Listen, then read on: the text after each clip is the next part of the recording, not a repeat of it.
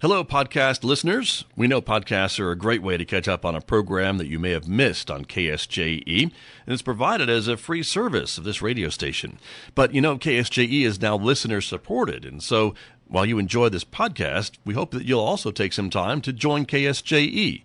Become a member today. It's quite easy to do. Just go to our website at ksje.com/support and pick the level of support that best matches your budget. Thanks again for listening. Here's your podcast. Joining me now in our visual radio studios to talk about the C.A.S.A program, Court-Appointed Special Advocate. We have three guests in our studio. Becky Adams is here, Keba Gorman, and Amy O'Neill. And thank you all for coming in. It's great to have you all in the studio with me. Good morning, everybody. Good morning. Good morning. Thank you for having us, Scott. You bet. It's a pleasure to have you all here. And so let's start a little bit by talking about the C.A.S.A program. And Amy O'Neill, that's the question I always ask of you. So if you wouldn't mind, remind us a little bit about the Court-Appointed Special Advocate program here in San Juan County. Yes. A C.A.S.A volunteer is a trained community volunteer who speaks up for the best interests of a child in foster care in San Juan County. Got it. And this program's been going on for how long now? Gosh. 1996. It was started by the former Judge Ben Eastburn and our present Judge Karen Townsend when she was on the board of Child Haven. And it came under the auspices of Child Haven in 1998. And I have started working for the program since 2000. Okay. Very good. And so how are things looking these days for C.A.S.A? I know you have a lot of cases and a lot of volunteers. Are there enough volunteers for all of the folks that need a volunteer, or is there a little gap sometimes? Becky, is that a question for you? I can answer that. Okay. I believe. All right. Right now we have a few open cases. We were really fortunate earlier in the year to have 100% coverage, but then we got a few cases in, and a few of the volunteers went ahead and took a little bit of a leave, so we do have some open cases, and that's usually the case. We have plenty of work to go around. Right. And so that means the timing of your appearance here is perfect because you have a training coming up in October, and so that is where you can find some new volunteers, correct, everyone? And so that's why you're here this morning, to get folks interested in maybe finding out more about becoming a C.A.S.A volunteer. And so, Keba, would that be a question for you about what it takes to become a court-appointed special advocate? Yeah. Okay. Yeah. What does it take? So, of course, you would have to attend our pre-service training coming up, and it's going to be 5 nights, 1 full day, which is a Saturday. Training starts October 15th, and you, of course, have to be 21 years old, and you also have to pass a background check. So we do what's called an initial interview, and it's just kind of a get-to-know-you interview. So before training, we like to meet you, come to our office, ask a couple of questions, just kind of listen to what you've done in the volunteering aspect and what makes you want to be a good C.A.S.A. So right. we don't, there isn't a special, I should say, requirement. We do let, anybody who's willing to speak up for a child and be a leader be involved. So if they're willing to give 10 hours a month to volunteer, we would love to have them. That's about the time commitment that it takes, right? Yes, that you found monthly. To be a C.A.S.A volunteer. Yes. And it seems to work out pretty good for all folks of all ages, I think, if you're retired or if you are working. I know a lot of employers tend to work with the C.A.S.A program, and if someone needs to take time off to appear in a court hearing or for an appointment, you found a lot of employers that help with that, right? Yes, we actually have a lot of people who've been supported by their employees as well. So it's really anybody who's willing to come. We do have a lot of people that are retired, and so, but it's open to anybody. So anybody who's willing to be a volunteer. Very good. And Becky Adams, again, this can work for all ages. You have C.A.S.A volunteers that are retired and working and what have you, correct? Yes, just as long as they're over 21. Right. Meets our requirements. And the different ages, I mean, some, children kind of need a grandma figure in their life maybe, or a parental role model, things like that. So all ages are great. We do enjoy when we have trainings that men attend, because we don't have as many men involved in our program. So that is one area that we enjoy having, because it just gives some variety that we can draw from. Sure. Well, and if the child is a little boy, to have a strong male role model, I guess, wouldn't be a bad thing. Yes, it's very beneficial. And we enjoy all the variety of backgrounds, too, different walks of life, different employment backgrounds and such, just add to the variety that we can draw from. And can ethnicity be a helpful thing, too? I mean, if you have a Native child with a Native volunteer, can that be helpful?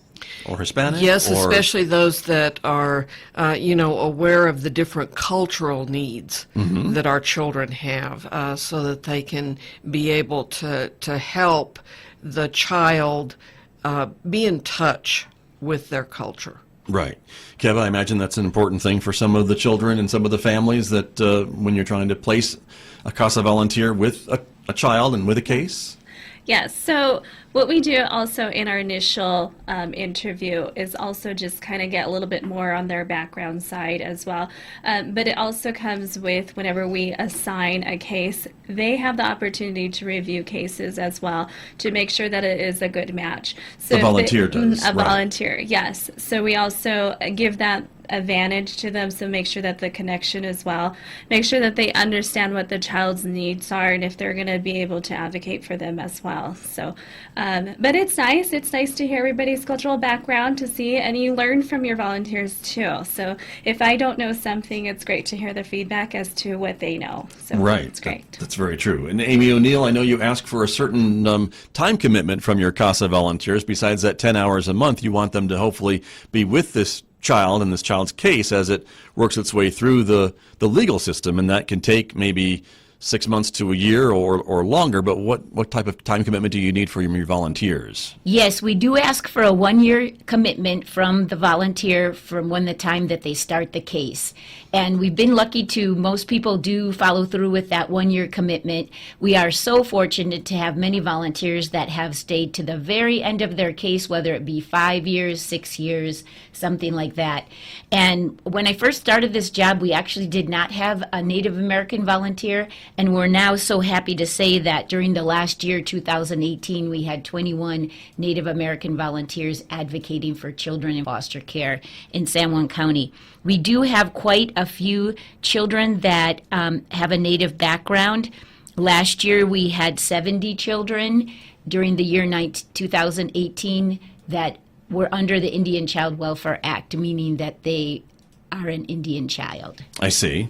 Okay, so that's important as well. Yes. And so with this being said, you have the training coming up in October, and so talk to me a little bit about that training, because I know it's when you put your C.A.S.A volunteers through their paces, but give them hopefully all the tools they need to kind of feel comfortable and to get started, because these volunteers are serving as this advocate for these children as they go through the court process. And so part of their job is to interview the child and interview the families and things along that line. Correct, Becky?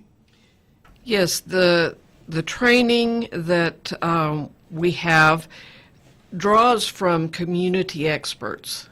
We have different community experts come in and speak to the class. And so it's very focused on different portions that C.A.S.A will face, whether it be in going to court, the hearing timeline, interviewing a child, talking to parents, being able to relate to them, just different aspects of what that C.A.S.A volunteer may face in trying to advocate for that child. It is a 30-hour training, and we do have a 5 hours worth of court observation, so that they also see how the court system itself is working, how that process goes along. Right, and you've got it kind of scheduled too. The folks are working, they should be able to attend this after work hours, right? And it's designed kind of around their work schedule. Yes, it's 5 evenings which start at 5:30, but we do usually service a little light meal snack to where they don't get too hungry. So if they're coming right from work, that's okay. And that goes from 5:30 till 9 on those 5 evenings, and then it is a full Saturday. And we do serve a nice lunch.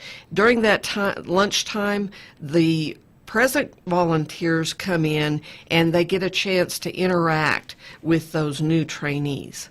Nice. And so, again, I imagine if folks have questions, they can talk to the current volunteers and maybe ask them some questions and get some better answers, too, from people who are actually doing the work we're talking about.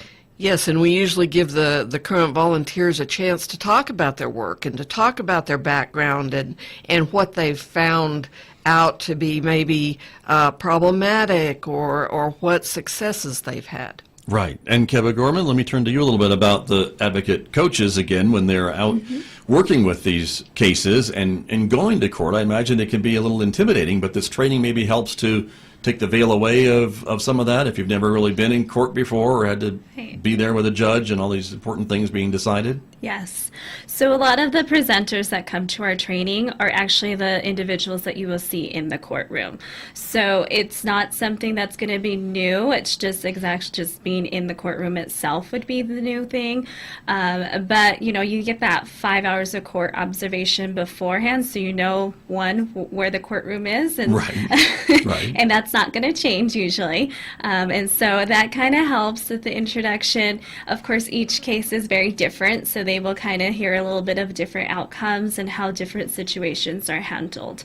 So I think that helps everybody as well, and they get to know individuals. We do have respondent attorneys. Sometimes people think, oh my gosh, their attorneys are a little intimidating, but we get to know them personally. They come with good attitude when they come to our trainings as well, and that goes for everybody. We even hear from the judges, and so that too is very intimidating. So to get to know them and to see them up front and personal and just kind of get to know them, I think that really helps everybody, and they're very impressed by it too. Right. I guess to see them as a real person, perhaps not just someone right. sitting behind the bench or behind the lawyer's table or what have you. Becky, does that help some of your volunteers, I guess, to see these folks in these other different capacities and that they're real people and they're approachable and they're happy to answer questions that the volunteers may have during this training?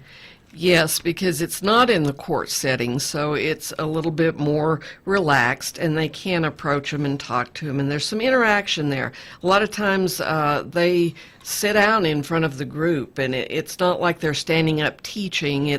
They're sitting down talking to the group, so it's a very comfortable atmosphere. Then also something that puts the volunteers at ease sometimes is that at each hearing and at each meeting with CASA, things like that, the CASA volunteer supervisor is there with the volunteer to assist them and help them to understand what's going on. And at different educational meetings, the advocate coach is present at those meetings. Then when it comes to writing the court report, we're there for that person. We don't just tell them, write this report for the judge, but we help them through that. Right. And that is what the CASA volunteer really is doing, is writing these reports from their observations and helping the judge, I suppose, who has to make that final decision, right? Yes, they gather up the information when they make visits with the children, when they make visits to observe the parental interaction with the child, when they visit the school. They're gathering all this information, and then they put it into the report to the judge so that the judge gets a picture of where the child is, how the child's doing, how the placement of the child is going, whether reunification is feasible at the time or not. Right. My guest this morning from the San Juan County CASA program, that's Court-Appointed Special Advocate, is part of the Child Haven umbrella of programs here in San Juan County. And Amy O'Neill, I want to turn back to you a little bit about the judges, because I know there's maybe been some changes in judges in recent years, and yet what hasn't changed is their reliance on these CASA reports when they're dealing with these child welfare cases. And the judges all seem to be on the CASA bandwagon, that they really appreciate the work of the CASA volunteer. That hasn't changed. That has not changed. We're very fortunate to have the good support of the district court judges that take the abuse and neglect cases. So we're quite proud that now Judge Townsend, Karen Townsend, is the chief judge. So she is one of the team that started the C.A.S.A program back in 1996. And right now, Judge Brad Daly has most of the abuse and neglect cases, and he was a guardian ad litem attorney himself, which is the attorney that represents the child. So he has a lot of experience, and when he was a GAL, he was very accessible to the C.A.S.A volunteers, and now he's very good about asking the C.A.S.A volunteer each time, do you agree with what was said today? Do you have anything else to add to your report? And he's been very good at reading the reports closely and asking questions. I'd like to give our phone number, maybe. Yes, of course. So you can always go to the Child Haven website, which is childhavennm.org, to find out all the different things about Child Haven, and it's been updated recently. And then you will see a tab to go to volunteers for the C.A.S.A program. Our phone number to come to the C.A.S.A office is 505-325-5358, extension 6. So that is the Child Haven number, and extension 6 will bring you to the C.A.S.A staff. Very good. And again, you can always go to the website and check those things out as well, and get more information about the C.A.S.A program there too. Yes. Which is what we're talking about this morning. Great. And so what else should folks know about being a C.A.S.A volunteer? Again, if folks are a little intimidated by courtrooms or by lawyers, again, I know there's always, Kibba Gorman, some advice or some other volunteers that are available maybe to answer questions, like people like you, that if folks come up to a situation in the court that they haven't seen before, they can always reach out to you or someone else for help. So, of course, we're always available, via email. They can call our cell phones. They can call our office. If they leave a voicemail, it's always directed toward our cell phones, even if we're out somewhere. So we're always available. We're always a support. If somebody feels like they're getting a little burnt out, we always tell them, come talk with us. Let us give you some ideas. We get to a wall sometimes where even visiting can be tough in scheduling, and so we come up with some creative ideas for them so that they can get their visit in, because they do have to visit a child in their settings at least once a month. And so and sometimes people get really busy, and once a month becomes like this thing that's like very overbearing. But we try to team. If we have to support them in a visit, we do. We work around our schedule. We do what we can to make them successful as well, because at the end, we're all there for the children. That's the key, really, isn't it? Yes, that's true. And Becky Adams, I know you feel the same way, and the support is there, too, for these volunteers, right? Yes. Sometimes, like I say, the court report can be very intimidating because there's a certain format it needs to fit into, and so a lot of people get a little intimidated about that. But I know I love to write, so that's one of the things that I always kind of enjoy, is sitting down with the volunteer and saying, okay, what information have you gathered? This goes in here in this section. And then because of that, what is the assessment? And we draw that out, and then because of that, what are your recommendations to the judge? And they actually kind of feel an accomplishment that they do get to actually recommend something to the judge in this child's behalf. And then especially where the judge does many times ask them, or mention, okay, I've gone over your recommendations and they sound like they're in line with what's being said here. Do you agree with that, C.A.S.A? And so they feel an accomplishment in that. They really do serve an important role in this process, the C.A.S.A volunteer, of getting this kind of third-party opinion in front of a judge, right, to be able to make his or her final decision. Yes, because they're one of the few people in the case that can talk to almost anybody in the case. They can talk to the parents, they can talk to the teacher, they can talk to the foster, they can talk to the guardian ad litem, the attorney for the youth. They can interview and talk with almost everybody in the case, and so they have a unique position. Exactly. Amy O'Neill, I know that you and I have talked before about the C.A.S.A volunteers and how long they serve, and many C.A.S.A volunteers, once a case is over, sign back up again for another case. You've had many volunteers that have served for multiple years, correct, and represented multiple cases. We do. And so I can say a shout out to Judy Schlotterbeck is coming in to look at another case, and Judy has probably done at least 6 or 7 cases, and we try to give her some time off from time to time.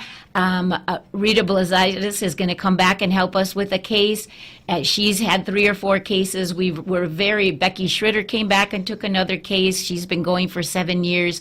So we're very, very lucky to have these committed people that training and that experience that they've gained in completing cases and seeing outcomes, whether they completely agreed with the outcome or not, they can see successful changes in the children, and that's what's important. Indeed, very true. And for all of you, I want to ask the question about the work that these volunteers do. It's got to be very fulfilling, as Amy is mentioning, even maybe if the judge doesn't always agree with the C.A.S.A recommendation.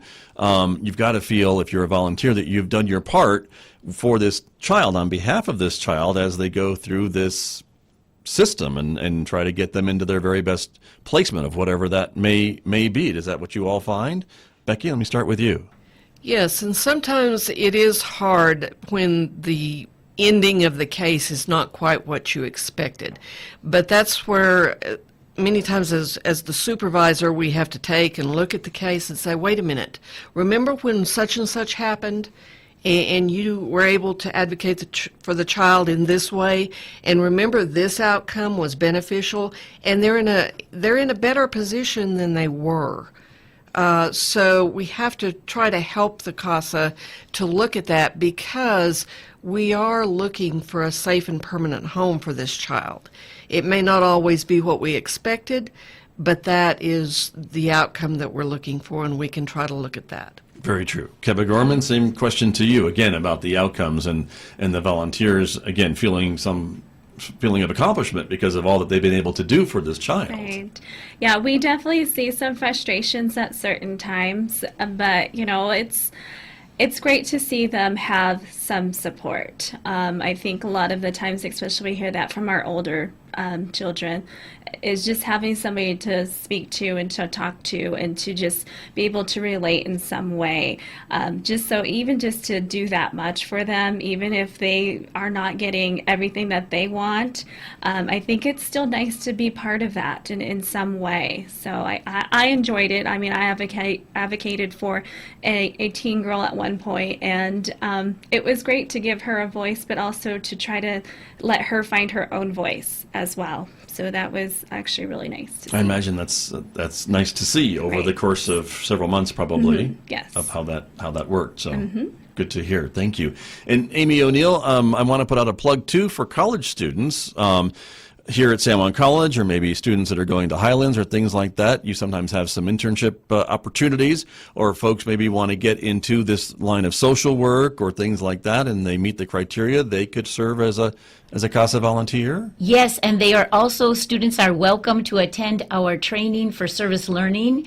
So Keba will be at Rush, and we will have some flyers up around on the TVs and on the bulletin boards. And just give us a call, and we like to meet with the student first so that we can fill out their paperwork for their teacher. We understand what's involved. Most of the training, of course, would be learning, and if they want to add some service within Child Haven, we can figure that out with them. But as Becky mentioned, those experts in the field of child welfare that are presenting at the training are really helpful. We have people that come away and they say, I learned so much today, and they really do enjoy going to the training as their service learning opportunities. Right, and that's 40 hours of service learning opportunities, right, for the whole training. So that'd be 30 hours, right, 30. Right. And then we have had interns from Humanities of San Juan College, and we have had interns from New Mexico Highlands University. So we are very open to that. Also the other programs at Child Haven. And what we do is interesting in the fact that you are meeting with clients, you're meeting with parents as well as children. And of course, the most fun part of the job is visiting the children. That is the most fun part of the job. But you're in meetings where there's attorneys, social workers, service providers such as counselors for mental health, domestic violence, substance abuse. So you are seeing a lot of things in reality that you don't get to see in your classes. And so I feel it's a very valuable internship when they're able to be with us. Yeah, I would think so, which is a great opportunity. And again, probably looks pretty good on a resume too, or a job application as you think about life beyond your college years. Yes, very much so. And you kind of are able to see a lot of people working in different functions, and then you can think to yourself, would I really like to do that next? Or maybe I wouldn't feel comfortable in that role, and it helps them make decisions for their future. Right. And Kevin Gorman, as Amy mentioned, you'll be at our student rush here on campus of San Juan College to kind of explain to students the opportunities to work with community groups like C.A.S.A. Yes, I do get the pleasure. I think it's one of the funner recruitment things that we do. So if anybody is interested in learning more, or even just wanting to stop by to say hi or to tell us a story that you may have had in your lifetime too, we just would like to see you. And it would be fun just to try to connect in some way. You know, sometimes people don't have the time to be a volunteer right now, but to get the information to even share it with somebody else who might be available, that's another opportunity for us to reach out to find another volunteer. Very true. And again, the phone number, if folks would like more information, Amy O'Neill, I know you enjoy saying the phone number with me. Thank you. So the phone number is the Child Haven phone number, 505-325-5358, and the C.A.S.A program is extension 6. So just press 6 and you'll come to one of the C.A.S.A staff, or you can go to our website at childhavennm.org. Okay. And I know to find the C.A.S.A program, it's childhavennm.org/C.A.S.A. Yes. And you can find it right there. So there you go. Well, we are out of time, everybody, but thank you so much for coming in to talk about, I know it's a passion for all of you, is helping these children, and appreciate all the work that you do as C.A.S.A volunteers. Thank you so much. Thank you for having Thank us, you. Scott. You're very welcome. Thank you all very much. My guests, Becky Adams, Kevin Gorman, and Amy O'Neill from the C.A.S.A program, part of Child Haven here on KSJE. I'll be back with more in just a moment, everybody. Did you enjoy that podcast? We hope that you did. And if you did, share it with your friends. And if you really want to keep podcasts like this coming, please support KSJE. You can do it easily online at ksje.com.